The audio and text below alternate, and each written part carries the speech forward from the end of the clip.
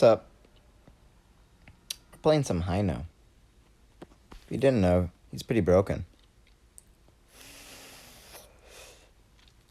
Anyways, you're about to find out why. I was running a sport build on him, so there's a few mess ups there in the auto buy, but other than that, this was a flawless game. Decently sweaty. Their taco day trip on the enemy team had a double S, 15 something KDA. Anyways, here's the runes. Nightmare, Harmony, Void. That's how you're going to want to do it if you want to win. You can do whatever else you want if you want to lose. There's really only one path to the mountain. Mine. Reality check. Anyways, we got flick game here, but you don't get to see it in a replay, but all those are flicks unless I overlay it beforehand. Flick the trace, flick the plateau, flick where it's at, flick everything. You can see sometimes it'll flick, and then when it shoots out, it'll shoot multiple darts.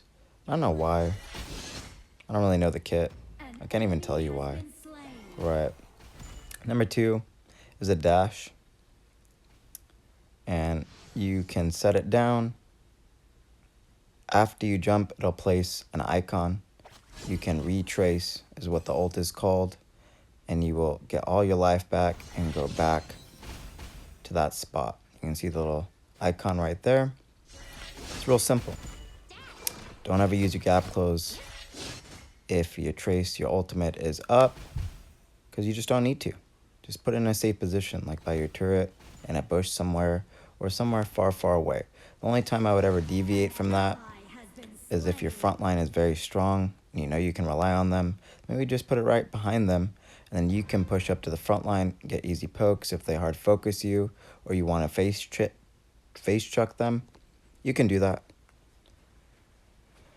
And just retrace. You do need to know how much damage you can take. There is limitations to the kit, but his revivability is extremely high. You'll see this video as it was a flawless 0. You can see there, easy trace. Thought they was going to clap me. They had 2 there. I'm like, no. It's only a 1 minute cooldown. It's not the end of the world. I got teleport in case I need to rotate. Start flicking people in the face.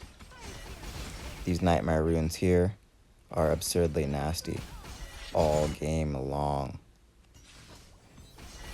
Be aware there is a competency test, so if you are not very competent with the pick and rank play, they take the game so serious that you will be punished. And you're not going to know why, you're not going to know how, you're just going to start losing. The reality is there's mechanical changes in game to ensure only competent players get to the highest elo MMR. So it's good for you. That being said, don't play something in ranked you don't know how to play, or you're going to be punished in ways you didn't even know was possible. Mosey's got some pretty good game. Just letting him hit me to see how good he is. I'll dodge when I care to dodge. The way I say it is I'll let you hit me to test the damage, test your runes. He doesn't have the best runes, that's for sure, is what I saw. He might be tanky. I'm not sure. Anyways, test the damage, all that. But the way I say it is I'll let you hit me, and then when you need it and it's critical play, then you won't get a hit. Why? Because I'm not going to let you kill me. I'm the one who started the 0 game, and everybody hates me. So you can either save yourself and run away to West Haven, or you can try to test me and find out you're garbage. Basura. No capping, Dax. You want to try to cap, then you'll realize you're the ones who are going to have an ego drop. Knew he was going for the stun and thought I was going to respect his zone. But the reality is if I were to respect that one that time, Diochan might have all-in me. And she has untargetable. And when she's sitting in ult, she gets absurd cooldown on her untargetable and can just basically do it on infinite repeat for the duration of her ult. So you better watch out. She is labeled a soloist. It's pretty nasty stuff. But the problem here is I'm a soloist poker, right? So you're not going to kill me because I got my retrace, and I'm going to poke you out of the lane. Goes back to MLBB again. Push first. All I got to do is poke you all game long. That sets up the team for kill potential. You get whittled down, you either lose a turret or you greed and you die. So this is a world of hurt for your enemies. You can play this in the solo lane. You can play it in the support. I have a previous video coming up on Heino support with the same runes. We switched a few things playing the mid game. So I went with the Holy Grail here, simply because I could greed my stay even if they attempted to poke me out with these runes. Again, the Harmony is absurdly strong. The Void is absurdly strong. I am super tanky. My max health is very high. You can pretend you have a lot of damage, and you're not going to be able to break through. And with that retrace, as you'll see later, I mean, just look at these tick marks on my health bar compared to anybody else. I have a lot of tick bars on my health. Now, obviously, this guy has more than me, but he's playing the whale dude. So, you know, he's the support. So I would imagine he has the tank runes on the Nightmare, the Fate. Either way, not having that on Heino doesn't mean you wouldn't do damage, but Nightmare is definitely going to secure some damage. Why? Because even if they build defense, that ability penetration will eat through that defense number. It's all math, and you will still poke them down. So that's why I run it in the support lane as well, because poke wins games. Pushing the game secures your lane, secures denial on the enemies, and it's just fun. They don't get to play, and I get to play. It's extremely demoralizing for the enemy team. The reason I know that is because I have empathy on the level of Schofield and Prison Break. And I just don't care. Why? Because I care about the win more than anything else. And if you're in ranked, that's a mentality you need to have. I got the Boots of Deafness. As you can read, it'll say, if you're not actively in combat, you get increased movement speed. The reason for that is to secure your strikes, your first strike, or even any poke after that. You can see there in animation, I have absurd movement speed now. Highest movement speed in the game on any boots. That's a fact. There's no way I can't kite to secure my flicks. There's no way you're going to outmove me if I have that up. If I need to back away, unless you have a secured clap, and they even brought a CC comp, meaning crowd control comp. They have the Mosey, they have the Ogren, they have the silence on the Garo. Diochan has a slowdown, especially if she builds a sickle. It's pretty nasty stuff. They was definitely not picking with rule number 5 in mind. Refer to the description for that to lose. As you can see, we've totally destroyed all their turrets. I believe we're red side, so we have 5 turrets. They only have 1. And they can't even get through the mid turret, so good luck ever trying to group up. Or even try to split push any of these lanes with us pushed so high. Anyways, Leon Poe, our top lane, he switched me at the beginning of the game, and he hadn't taken his first tier 1, that first turret. So I was like, oh, well, I guess I'll go over there. I have a teleport with me, so I can just teleport back. Or even recall if I had to. Shouldn't need to, again, with the Holy Grail, because that'll heal you and give you mana to an infinite extent for the whole game, passively speaking. Just going around seeing if anyone's picking fights. If they're losing, I can go in there and poke their face. Easy wave clear here, especially with those Nightmare runes. And he has AoE there on his 1 skill. It's pretty nice. You could poke down the multiple targets of the enemy team if they group up in a phalanx. So you got some counterplay there in terms of them grouping up, playing my playbook against me.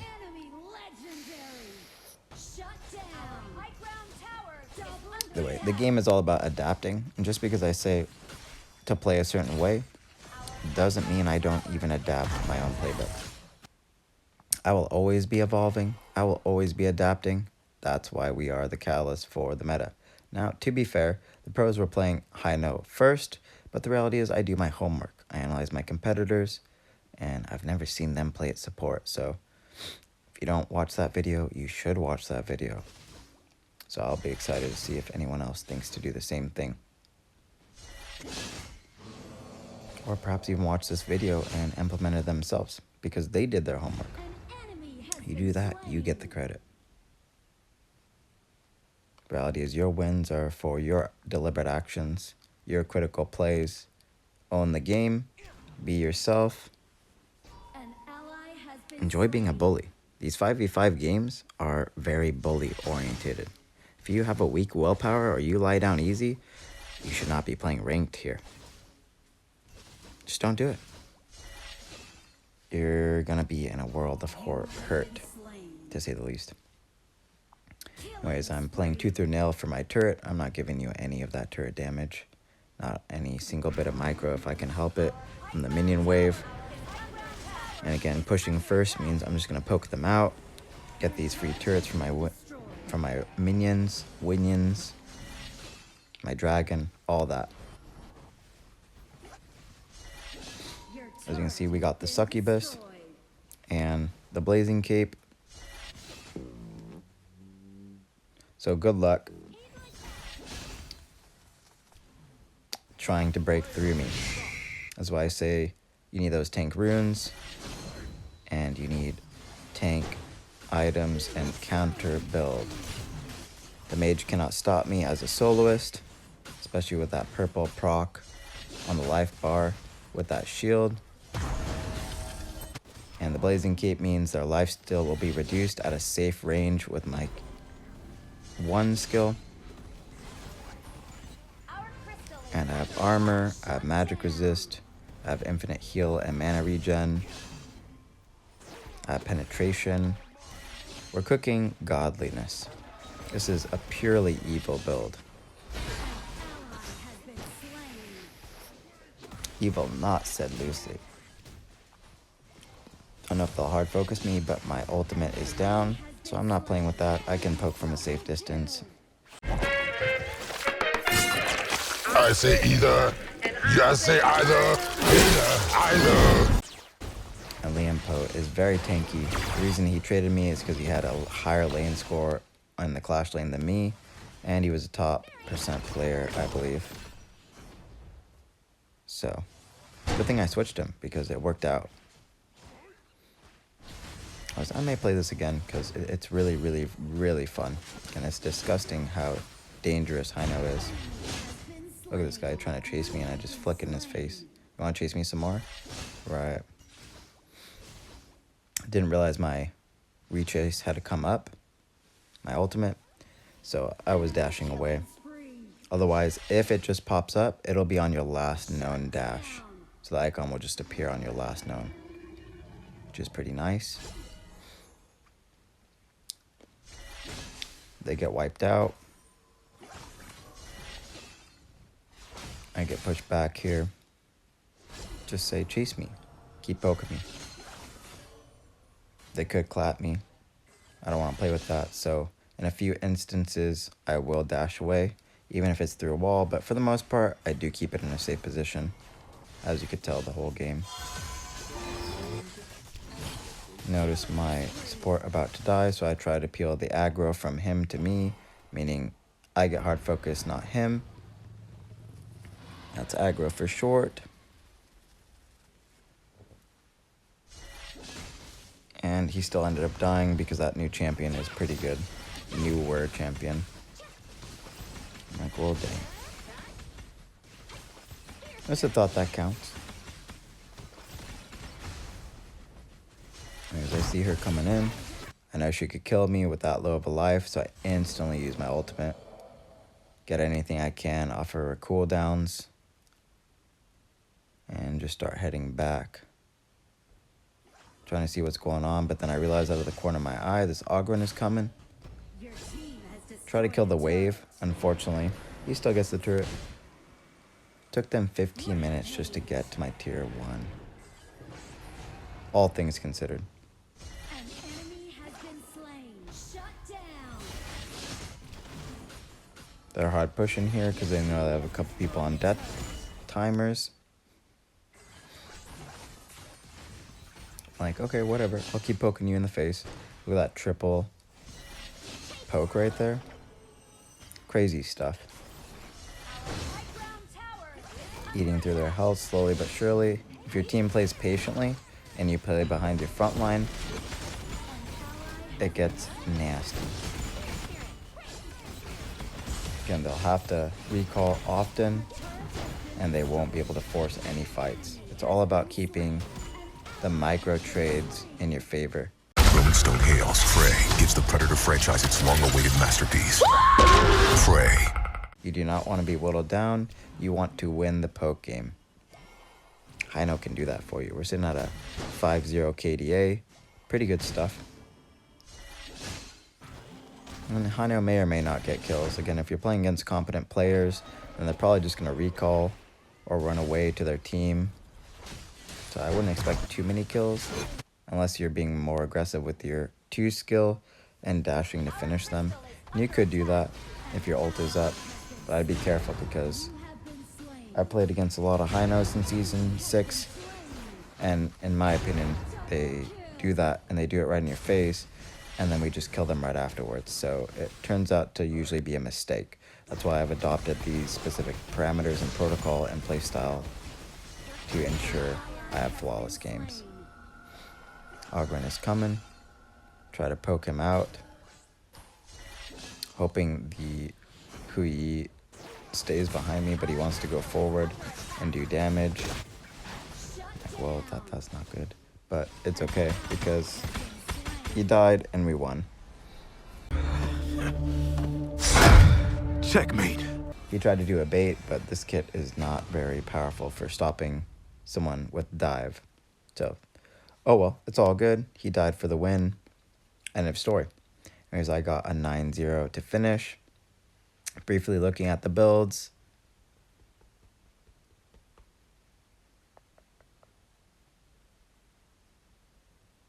Everything seems fine on our team, especially with the Leon Poe. He was super tanky, went full tank basically, and still had all that kills, all that damage, all that CC disruption to the enemy team.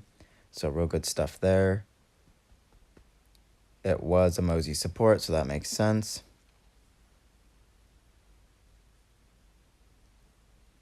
Ogren looks fine. Garl looks good. The newer champion looks great. I don't know her name.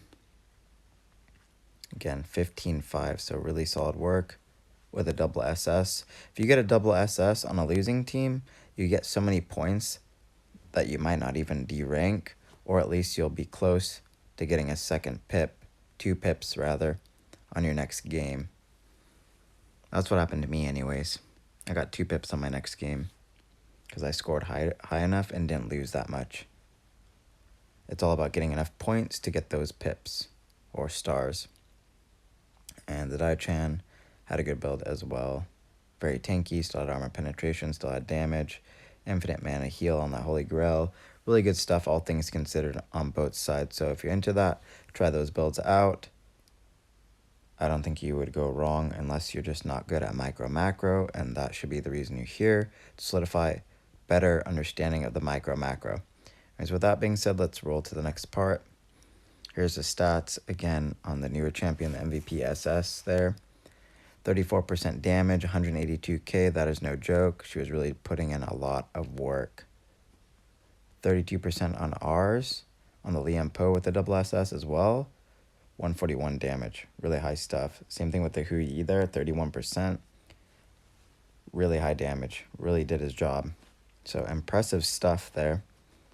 You can see my team fighting was a little low there because I was holding my T1 for a long duration, kind of greeting that. So it is what it is. Again, that stops their response times because they can't steamroll through, for one, and two, their windows of opportunities are limited because their pathing time is going to take longer if they have to go from the other side of the map without a teleport, because side lanes goes first if you can't get the mid lane because you're not winning and can't steamroll through with your team. Anyways, to the last statistic here.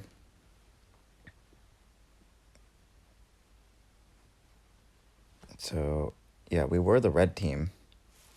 So I think that's what happened on the last video when I was talking about the turrets and I didn't understand why.